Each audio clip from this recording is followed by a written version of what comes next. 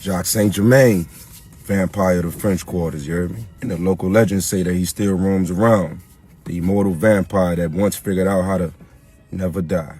Now the story goes in the early 1900s, a middle-aged man by the name of Jacques Saint Germain moved to New Orleans from France, and he bought this house on Royal Street, and he started to throw these lavish parties for the city elites. Now, they say he would treat the guests with all type of lavish and fine meals, but he would never partake in eating anything. They say he would walk around the parties and only drinking red wine out of a glass. Now, during the parties, he would talk to his guests about old ancient stories, and they say that he was so detailed about these ancient times, it was like he was there at one point. Now, he claimed to be a descendant from Count Saint Germain in the 18th century, and he was an alchemist and a musician. Now, in the house, he would actually have a picture of Count Saint Germain, and the guests would wonder if those was actually the same person because they share similar physical details. That physical resemblance between them two started to spark up all type of legends at the party. Now, they say he was very charming and engaging. He would basically know how to seduce all of the girls through psychic manipulative abilities. One day, everything changed when an injured woman was found in front of Saint Germain's house. Lady jumped from the second floor balcony, so the police was summoned, and then she shared something to the police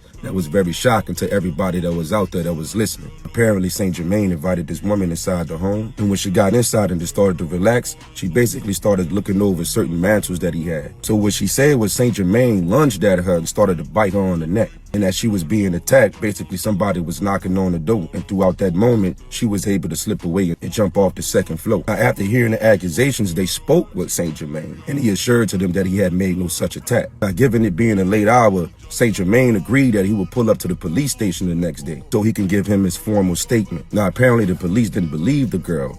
They was inclined to believe him because he was wealthy and had a lot of ties with the political figures inside the city. Now, this decision somehow turned out to be a mistake because the next day, Saint Germain didn't appear to go to the station. So what the police did was pulled up Saint Germain's house.